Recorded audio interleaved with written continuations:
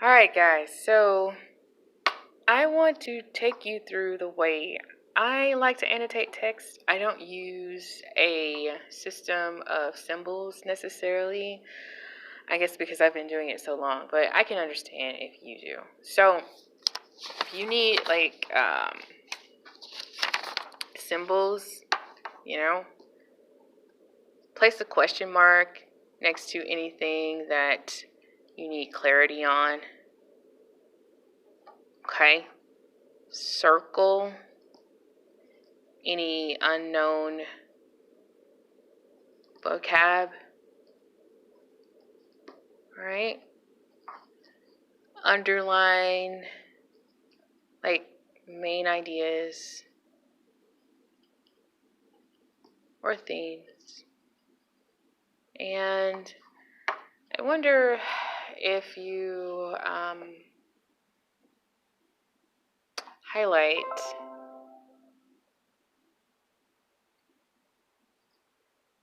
any aha moments, right? So, an exclamation point there, not a question mark. All right, so here's like a, key.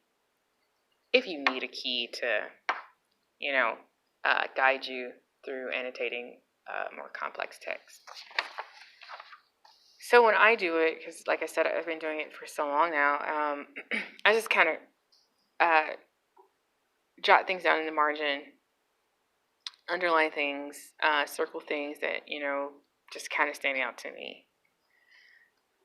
So one of the things in this text, I'm happiest when most away, it's written by Emily Bronte, 1838 or so it might have been published. She's the author of the text. When we are looking at poetry, though, we cannot assume that the author of the text is in fact the speaker. So poems usually have what's called a speaker, not a narrator, not a storyteller, but the speaker, okay? And so the first thing you kind of want to do is identify the speaker if you can. Sometimes it's not going to be clear cut, and here it isn't. So let's read it. The first time we're going to read it to identify the speaker.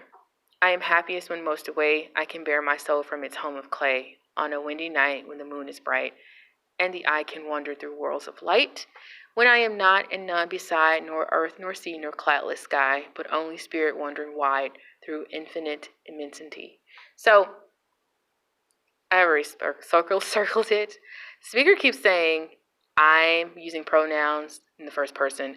I'm I again.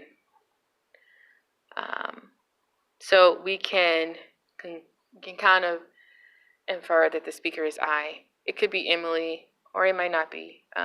Emily may have a man on her mind as she is writing this, or she may be channeling her thoughts through her imaginary world that was sort of female-led. I think she called it Gondo, she and her sisters. So it may just be a character from that invisible world that she created in her mind. So I could be anyone. That's the point here. All right. I'm happiest when most away. I put a question mark here because most away could mean you're far away from people, or it could mean your death. Either one of those, right? I can bear my soul. She uses soul here. First, let's define a soul. So soul is kind of like the essence of you. I'm spelling my words wrong here, but you know what I mean. Essence of you. So the soul is like the essence of you, and there's like theories behind it. So you have a physical body. When the physical body dies or perishes, lots of people or lots of religions, lots of schools of thoughts like to believe that there is something called a soul, and the soul is the essence of you, and it never goes away. It always stays somewhere, like in the universe, off in time or off in space. Okay, so, and I'm just taking notes as I go. I'll connect the dots later, right? On a windy night when the moon is bright and the eye can wander through worlds of light. Worlds of light kind of seems otherworldly to me. Remember we talked about that term when we were talking about mood and tone? Through worlds of light. I kind of think of, are you going through time, or are you going through space where there is light? Lots of people I've heard talk about death always say that the person sees some type of light before they pass away.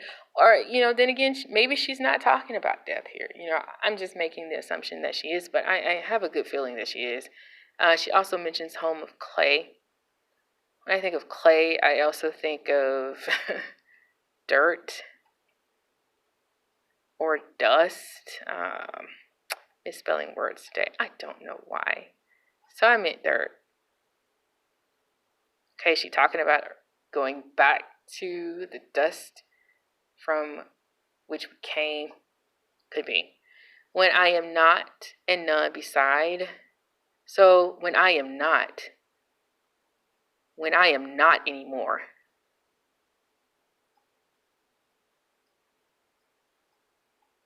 So when you're not anymore, it's kind of like another way of saying I don't exist anymore. I'm not here anymore. And none beside. No one is next to me. Nor earth, nor sea, nor cloudless sky, but only spirit.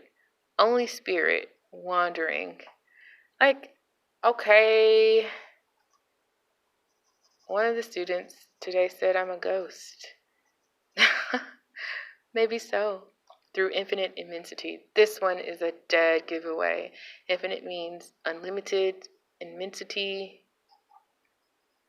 meaning vast. So my conclusion about this is that the speaker is discussing how at peace she is with her own mortality. She doesn't fear it. She actually welcomes it. She says she is going to be happiest when she is alone and just wandering. Her spirit, her soul is just wandering through the vastness of the universe with no particular agenda, no particular place to go. She's just wandering. She's just floating. So that is my take on this text. Feel free to agree or disagree, and we can get back together and discuss it tomorrow in class. Have a good night. Bye, gang.